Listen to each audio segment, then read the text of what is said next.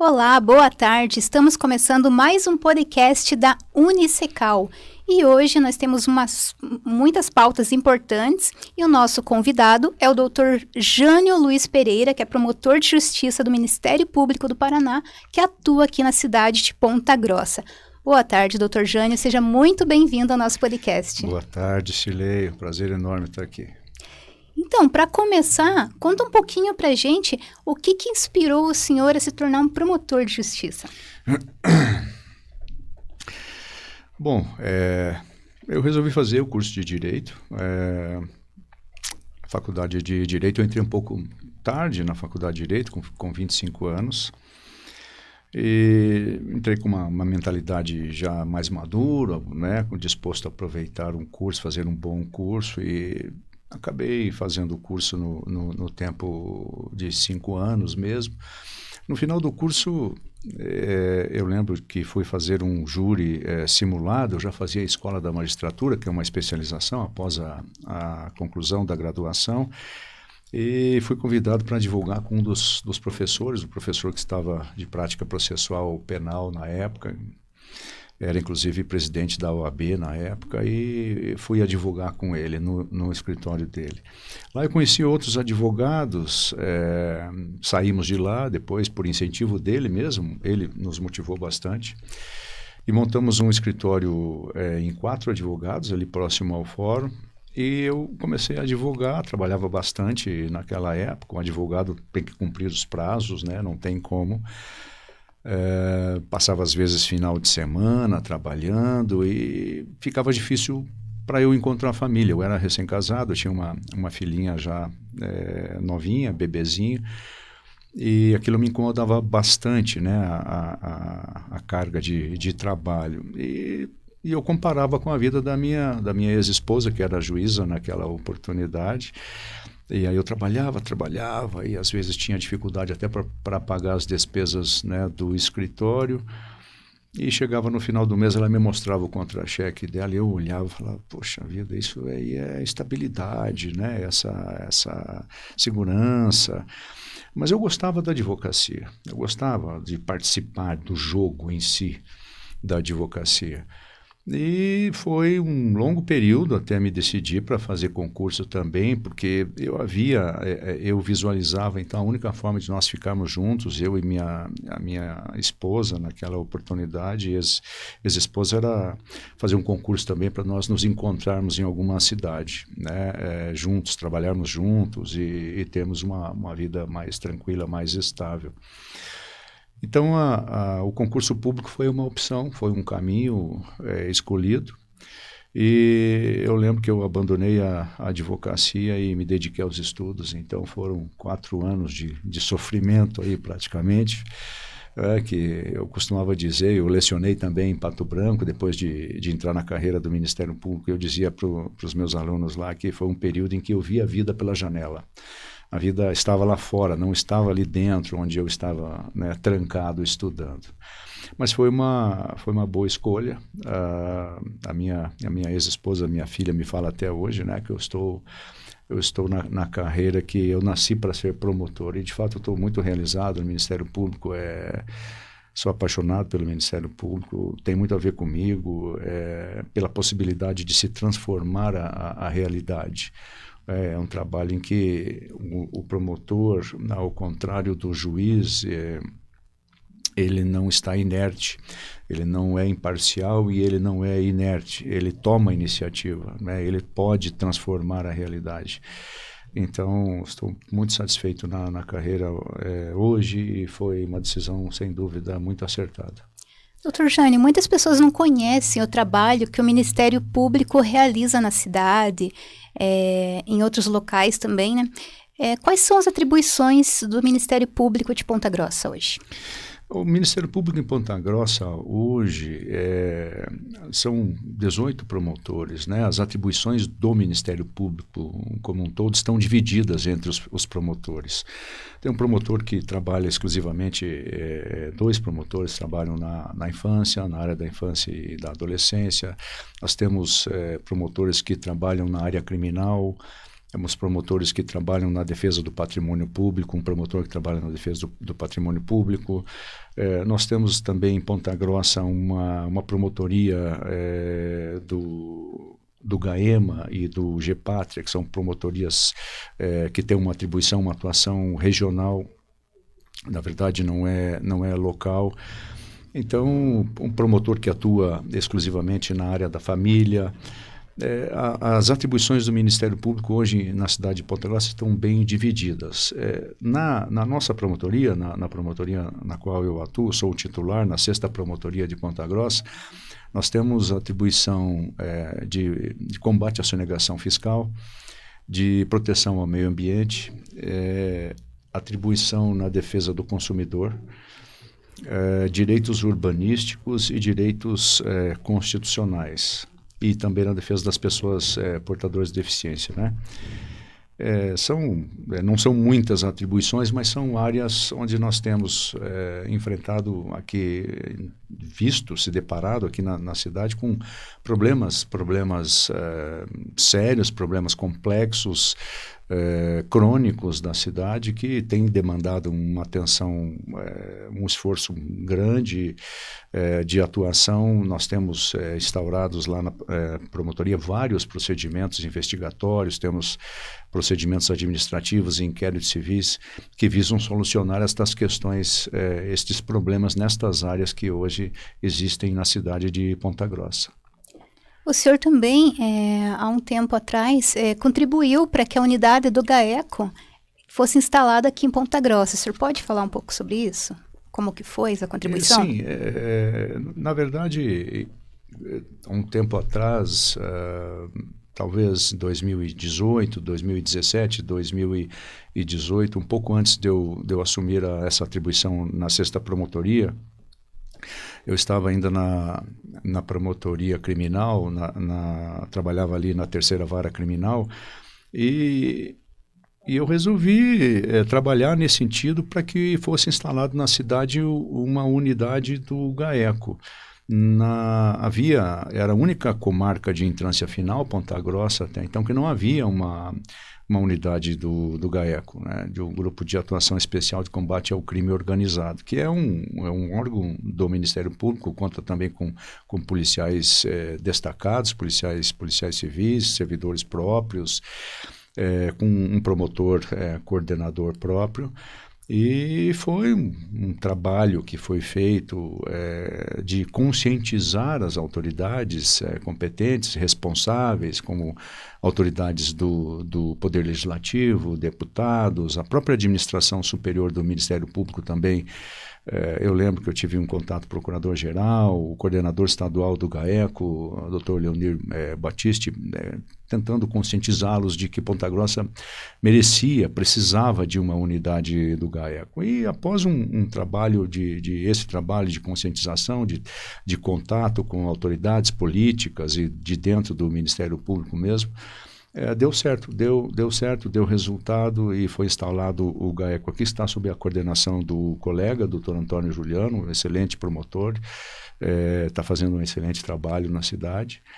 E hoje, então, o estado do Paraná, todas as comarcas finais têm uma unidade do GAECO. Muito importante para a nossa cidade. Essa semana teve uma ação que eu estive acompanhando, né, que o Ministério Público começou nos supermercados. Como que foi esse trabalho? Teve irregularidades? Como que funciona? Esse nós chamamos de ações coordenadas, que são trabalhos de fiscalização, onde o Ministério Público, nossa promotoria, a 6ª Promotoria de Defesa do Consumidor, tem tido a colaboração de outros órgãos públicos, como o PROCON, a própria Vigilância Sanitária, a Polícia Civil, e a finalidade é coibir a prática de infrações ao Código do Consumidor. O objetivo nosso é evitar, primeiramente, num primeiro momento, conscientizar os estabelecimentos comerciais, os mercados, de que a venda, a comercialização de produtos deteriorados, com prazo de validade vencido, ou produtos adulterados, configura crime contra as relações de consumo, inclusive. no sentido de regular essa atividade comercial por parte dos mercados. Nós temos feito, já fizemos agora, como você mencionou, a segunda ação coordenada.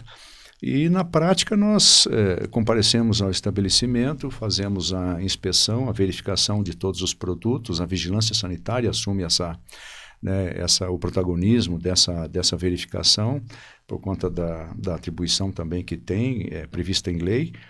E quando nos deparamos com alguns produtos impróprios ao consumo, como eu falei, vencidos ou adulterados, eles são apreendidos, são recolhidos, são descartados depois.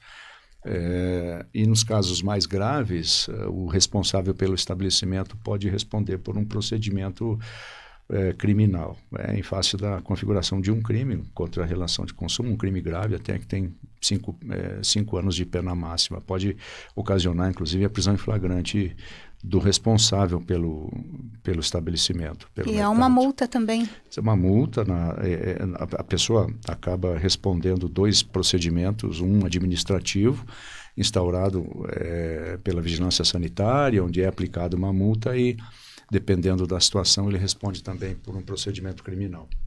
E qual o papel do Ministério Público na proteção dos direitos humanos? Nós temos direitos humanos previstos na Constituição. Isso. E a nossa atribuição ali é defesa dos direitos constitucionais, os direitos humanos.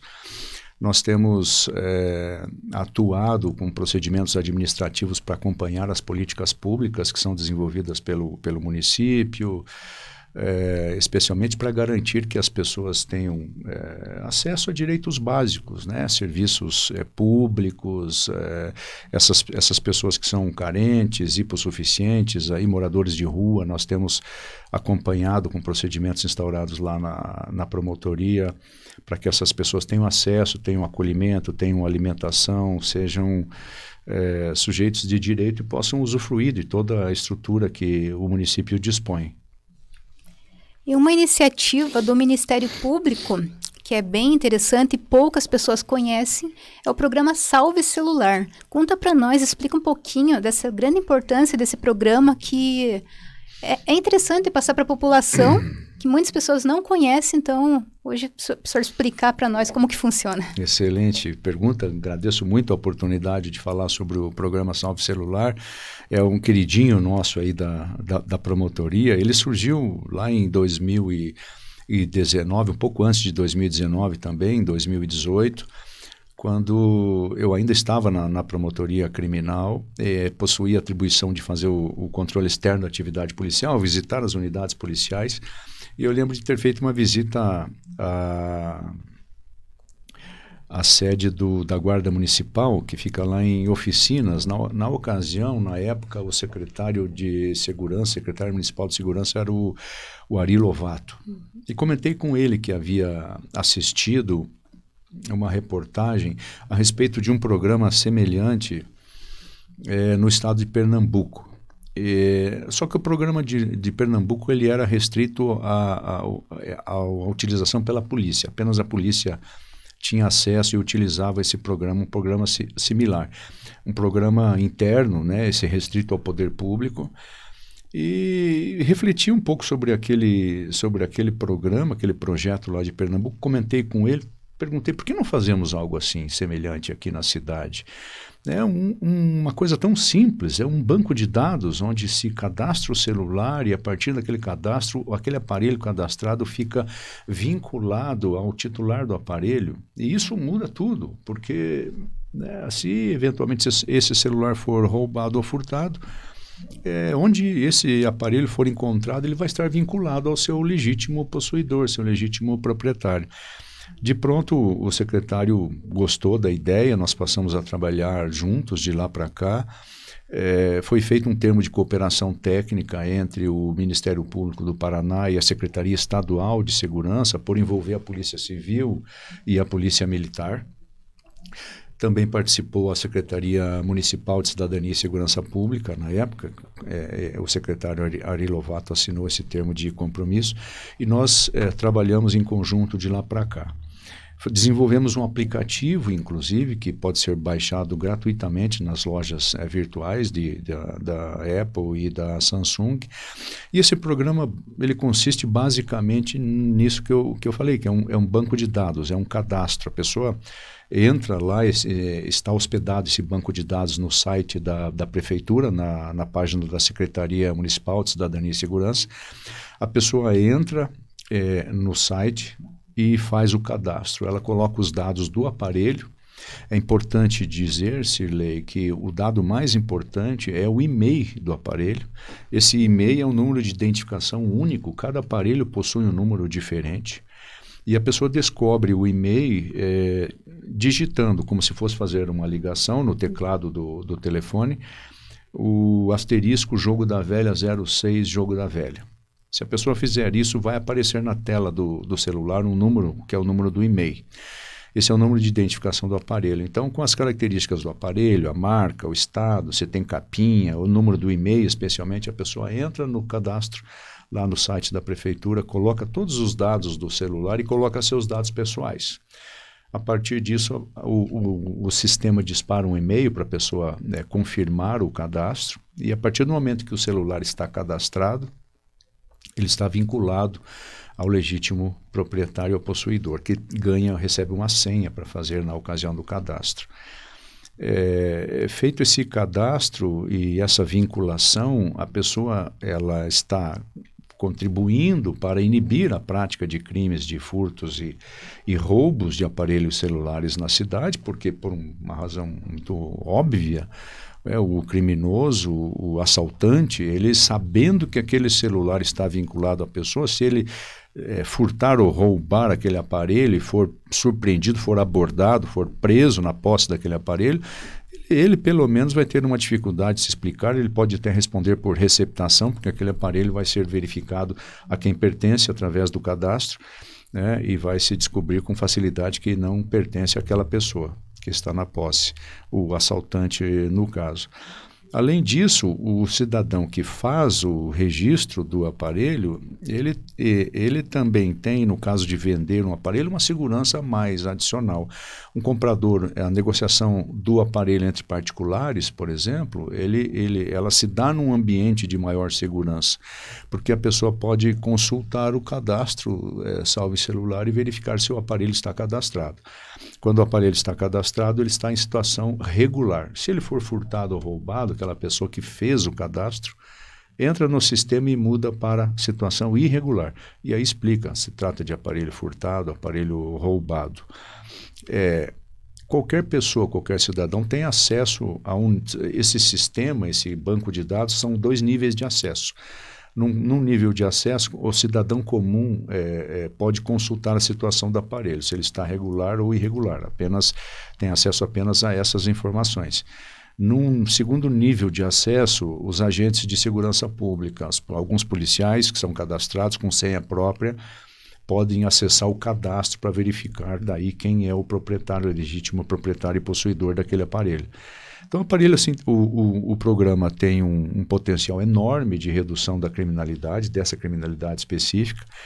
Eu lembro quando nós estávamos fazendo o termo de cooperação técnica, trabalhando nisso para lançamento do programa, a própria administração superior do Ministério Público reconheceu que era um programa com um potencial muito grande de redução dessa criminalidade que envolve os aparelhos celulares, e Ponta Grossa foi escolhida como um projeto piloto. Nós estamos trabalhando para a divulgação do programa.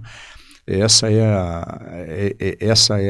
a parte sensível do programa, porque quanto mais pessoas conhecerem o programa Salve Celular e fizerem o cadastro dos seus aparelhos, mais efetividade ele vai ter. Ou seja, nós só vamos atingir um resultado concreto, vamos poder verificar a eficácia do sistema, do programa, a partir do momento em que o número de registros de cadastros aumente.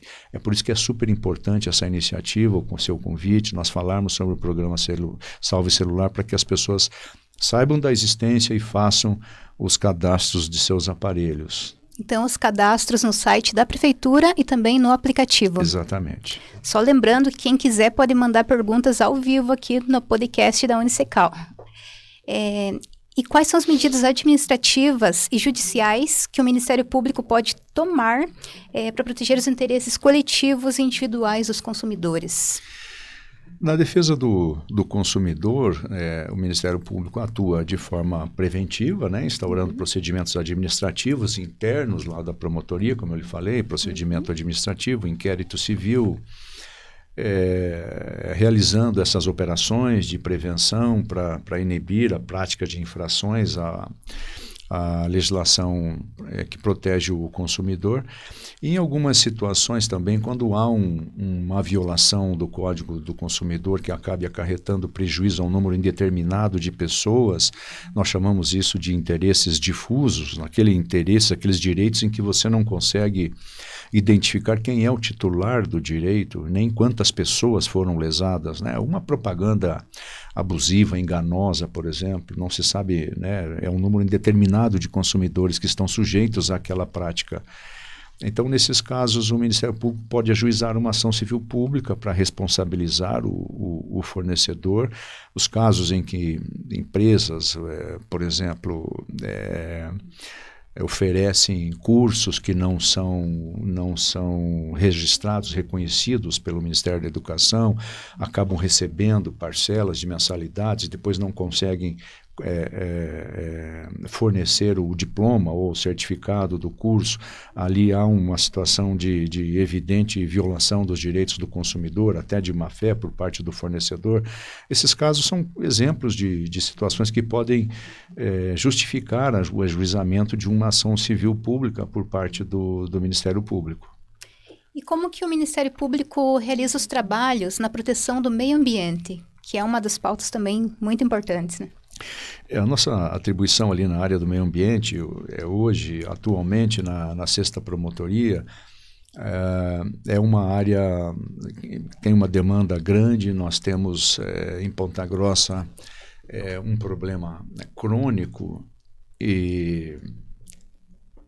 de construções irregulares em áreas não edificáveis, em áreas de preservação permanente. É um problema, como eu falei, um problema crônico que se arrasta aí por mais de 50 anos praticamente na cidade, foi passando de gestor municipal para gestor municipal.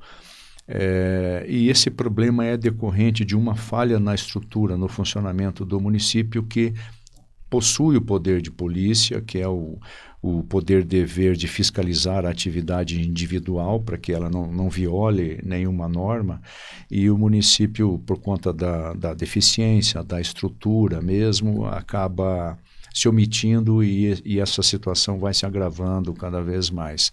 Nós temos na promotoria procedimentos que investigam essa situação. Por exemplo, a construção de casas em áreas de preservação permanente, onde não é possível. E ajuizamos agora recentemente uma ação civil pública chamada Ação Civil Pública Estrutural, que é uma ação que visa modificar a estrutura do próprio município, da administração, para sanar esta falha. Essa ação civil pública, de uma certa forma, foi discutida já com a prefeita Elizabeth, com o procurador do município, e nós estamos em conjunto. Foi um caminho que nós encontramos para resolver esse problema com a colaboração do município. É uma ação complexa, um processo que se inicia agora e vai longe ainda, mas foi necessário para nós resolvermos todas essas questões após a discussão com o município, em conjunto com o município, encontrarmos uma solução para essa questão especificamente do meio ambiente. Fora isso, nós temos os casos isolados de vários casos. Diariamente nós temos casos de corte de árvores, maus tratos também, está prevista na Lei dos Crimes Ambientais, é muito comum na cidade, tem acontecido, as pessoas não têm ainda não estão conscientes ainda de que o crime de maus tratos é um crime grave, pode acarretar a prisão em flagrante, né, da pessoa.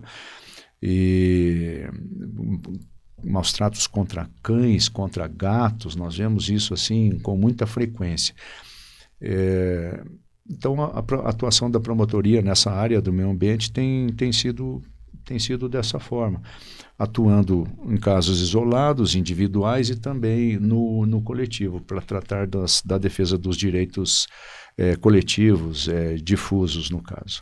Em relação aos nossos córregos, o MP está acompanhando e está atento, né, aos casos de poluição. Podemos ter segurança de um dia vermos os rios, vários locais assim despoluídos, lagos? É uma ótima pergunta. Eu espero que sim, sinceramente, eu espero que sim. Talvez nós não estejamos aí para ver isso acontecer. Mas tanto essa questão, Cirlei, do meio ambiente equilibrado, nossa Constituição tem um princípio que é o princípio do desenvolvimento sustentável. Não é? O desenvolvimento é inerente à atividade humana. A sociedade precisa se desenvolver. E se desenvolver implica em consumir recursos naturais. A parte da sustentabilidade é que é importante, da renovação dos recursos naturais, né, do equilíbrio ambiental. Então, não há como fechar os olhos para essa realidade. Nós vivemos esse desafio de equilibrar o desenvolvimento com a sustentabilidade. E isso necessariamente passa pela educação. Tanto a questão do meio ambiente equilibrado quanto da própria criminalidade passa pela educação do ser humano. Não é? Você vê os índices de criminalidade em países que são desenvolvidos, onde as pessoas têm educação, é bem mais baixo. Não é? Nós temos um problema. A causa da criminalidade, no meu entendimento, ela está vinculada diretamente ao baixo nível de informação, de educação do ser humano. A pessoa não tem qualificação, então ela não consegue emprego, isso acaba alimentando, estimulando a prática de crimes. A sensação de impunidade também é fundamental, que se combata a sensação de impunidade. A sensação de impunidade, as pesquisas já demonstram que ela alimenta também, ela estimula a prática de crimes, porque se a pessoa sabe que vai ser punida, ela pensa duas vezes, né? Ela se contém. Então, mas com relação a isso que você falou, a conscientização é o caminho.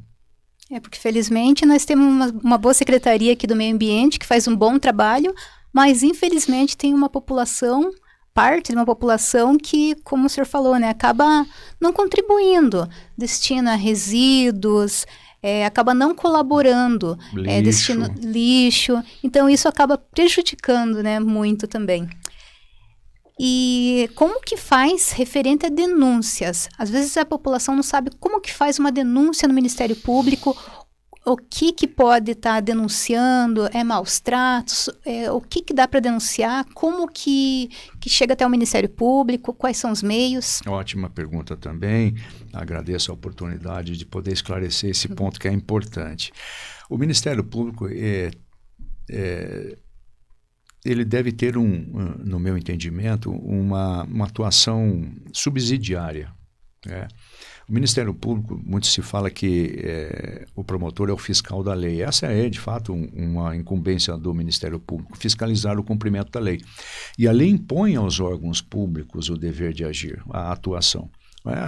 Os policiais têm o dever de fiscalizar, fazer um policiamento ostensivo, preventivo.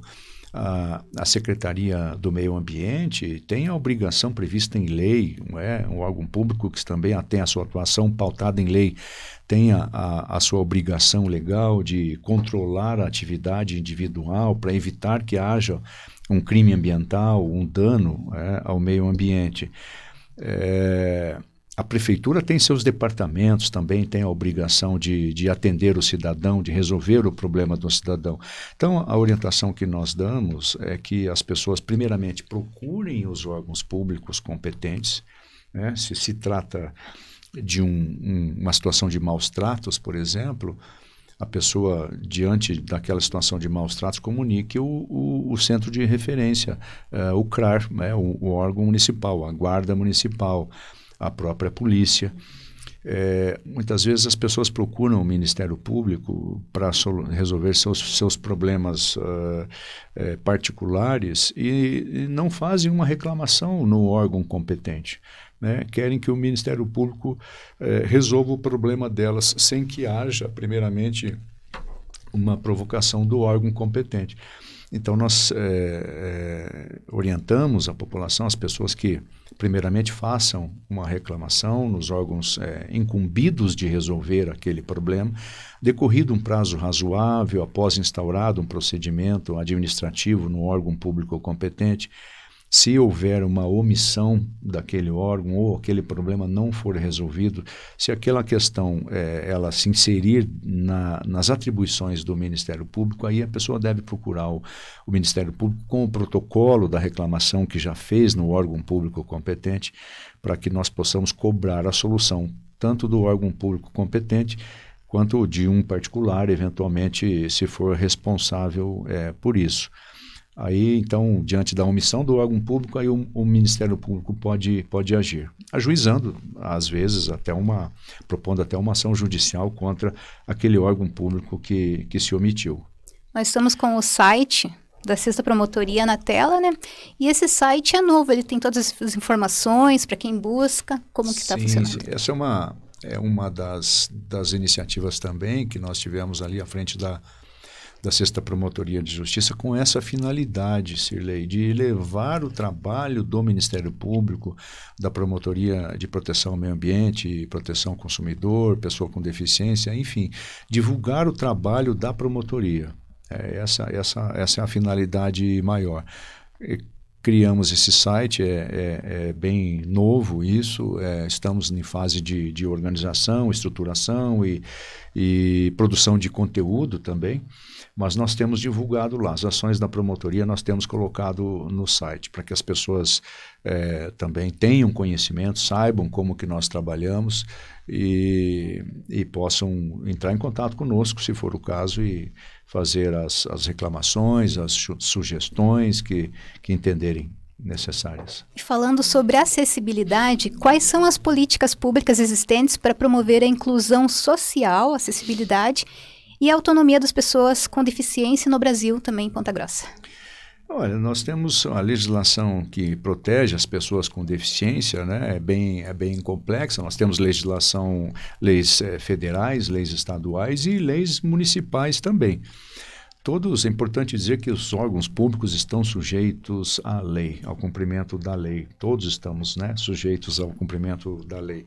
E uma das nossas atribuições ali na proteção das pessoas com deficiência é exatamente isso, assegurar para que os prédios públicos, por exemplo, não tenham barreiras arquitetônicas,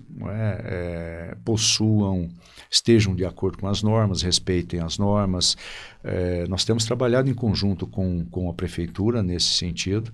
A Prefeitura, essa gestão municipal, a prefeita Elizabeth, tem sido sensível a essas causas, né, que nós defendemos. E que envolve também recurso público. Então, a situação, o problema quando envolve disposição de recurso público é um pouco complicado.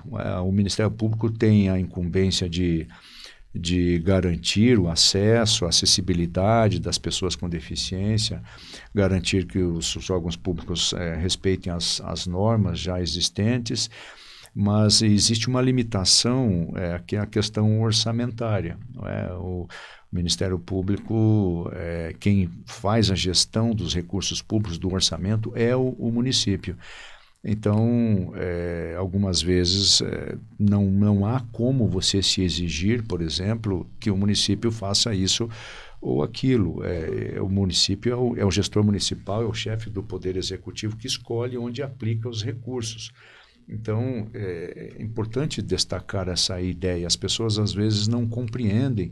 Elas buscam o Ministério Público para que o promotor resolva o problema da rua da casa delas, porque a rua da casa delas tem muito buraco. Essa é uma questão eminentemente administrativa. O município é que é o gestor dos recursos públicos, ele faz uma análise com base na discricionariedade, na relevância, na importância, onde vai investir o dinheiro. Então, essa é mais uma questão política do que jurídica. É importante que as pessoas tenham essa compreensão, né? Então, na hora de votar, que votem bem, né? Que escolham bem os seus candidatos, para que aquele candidato que se mostrou mais apto a atender essas demandas da população. Esses temas sempre são debatidos em reuniões, audiências públicas. Um desses temas também é o plano diretor. Recentemente teve na Câmara a revisão do plano diretor. E como que o senhor acompanha esse tema?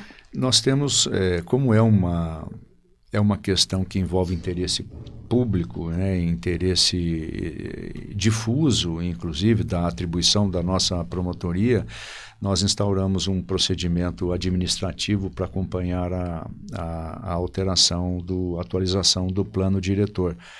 E fizemos alguns questionamentos junto ao IPLAN, junto à Câmara de Vereadores, acompanhamos todo o processo de votação, de atualização do plano diretor. Algumas emendas nós questionamos a Câmara de Vereadores, essas emendas acabaram sendo retiradas de votação porque contrariavam a legislação em algum ponto, ou mesmo o interesse público, não estava bem claro se essas emendas iam atender ou não o interesse público.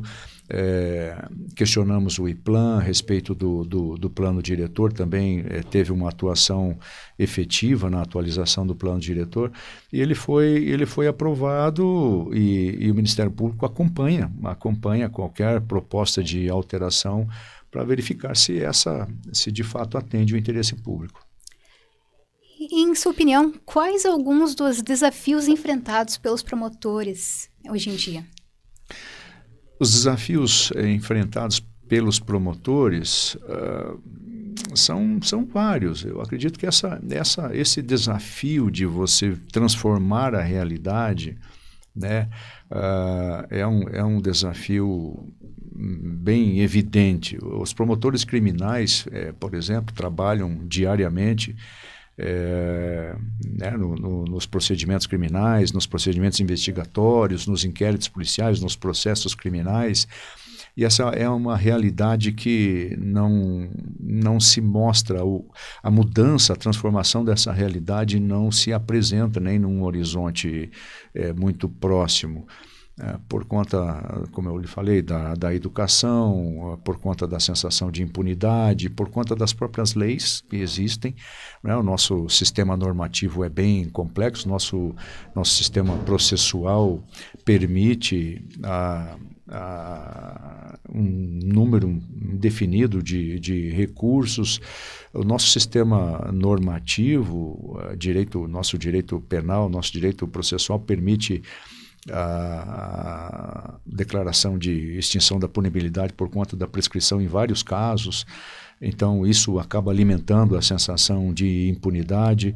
Então, como dizia o Lênio Streck, nós vivemos hoje no Brasil uma Constituição garantista ao extremo, ao excesso, monocular, né? O garantismo, ele só tem garantismo excessivo, né, que nós hoje, na minha opinião, como promotor, eu trabalhei aqui minha carreira toda no crime, até cheguei em Ponta Grossa em 2011, fiquei até 2019 atuando na promotoria criminal.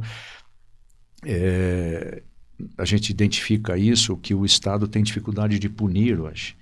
O Estado tem dificuldade de investigar, o Estado tem dificuldade de produzir prova, o Estado tem dificuldade de punir. E a dificuldade de punir gera essa sensação de impunidade, porque os direitos, sem nenhuma crítica à existência dos direitos fundamentais individuais, eles são importantes, precisam existir, mas quando os direitos individuais se sobrepõem ao direito do Estado, num desequilíbrio muito grande, o Estado o direito de punir do Estado, ele se encontra prejudicado, e isso acaba acarretando, na minha opinião, um efeito nocivo para a sociedade e para a própria estabilidade da sociedade. Doutor Jânio, estamos encaminhando para a reta final do nosso podcast. Eu agradeço muito a presença do senhor para estar passando esse conhecimento para nós, universitários, acadêmicos, e para a população que não conhecia totalmente o trabalho do Ministério Público, as ações que realiza, a forma de denunciar. E o senhor está convidado a retornar sempre que possível, a apresentar novos projetos, demandas, espaço aberto. Eu deixo com o senhor a palavra, se o senhor quiser divulgar projetos, novas ações do MP, fica à vontade. Que joia, muito obrigado, Cirlei. Eu fico muito feliz com a oportunidade que você nos concede de falar sobre o trabalho do Ministério Público, da 6ª Promotoria. A respeito de projeto, eu gostaria de mencionar um projeto também que está na incubadora, digamos assim, está para nascer, um projeto chamado Comida Legal. Esse projeto foi pensado também já há algum tempo atrás e, basicamente, ele prevê a possibilidade de se fazer doação de comidas prontas, comidas preparadas que sobram diariamente nos restaurantes aí que nós temos na cidade. Esses restaurantes que existem nas indústrias, nos mercados, eles jogam diariamente comida pronta, em bom estado ainda, pronta para consumo, jogam fora. Então há um desperdício muito grande, enquanto nós temos pessoas de rua passando fome. Pessoas, hoje mesmo eu parei no estacionamento, no sinal, vi uma pessoa muito magra com uma placa: estou com fome, me ajude. Nós temos uma população de rua que passa fome e nós temos um desperdício. Existe alguma coisa de errado, alguma coisa precisaria ser feita aí. Então, foi pensado num projeto. Recentemente, encaminhei um ofício para a prefeita Elizabeth Schmidt. Já havia conversado com ela sobre essa ideia, ela gostou bastante, foi bem receptiva nesse ponto, acerca desse projeto, que basicamente prevê também a utilização da própria estrutura do município, a estrutura da assistência social do município, com servidores e veículos próprios, para fazer a coleta nos estabelecimentos que produzem esses alimentos, onde sobra, e fazer a distribuição depois para as pessoas carentes que precisam, cadastrando os doadores e os donatários, as pessoas carentes. Inclusive, há uma sugestão de projeto, na sugestão do projeto de lei que foi encaminhado à prefeita, prevendo ali a possibilidade. Isso precisa ser debatido, obviamente, precisa ser aceito pela prefeita, precisa ser discutido na Câmara, mas se a previsão de um incentivo fiscal, com uma redução talvez na taxa de coleta de lixo, são sugestões, são ideias que começam a ser debatidas e que, se forem colocadas em prática, podem resolver um problema sério também da população carente aí, que é talvez um problema mais sério, que é a fome, né? Evitando o desperdício e ajudando as famílias, ajudando as pessoas que mais necessitam, né, na nossa cidade. Tomara que dê certo. Muito obrigado pela oportunidade, Cirlei. Agradeço. Eu peço para retornar as redes. Quais são? Suas redes de contato? Nós temos o site do Ministério Público ali, também tem as redes sociais, nós temos divulgado alguma coisa. Jean Luipe, o Instagram, e Jânio Luiz Pereira, o Facebook. Então estamos abertos, né, de portas abertas lá na promotoria, para as pessoas também que quiserem conhecer o trabalho mais de perto do Ministério Público. Existe o site onde nós estamos divulgando o nosso trabalho, e agradeço mais uma vez a oportunidade de divulgar o trabalho do Ministério Público e aproximar o trabalho da nossa promotoria, aproximar da população. Nós que agradecemos. Muito obrigada. Obrigado. Obrigada a todos. Ficamos por aqui. Até a próxima.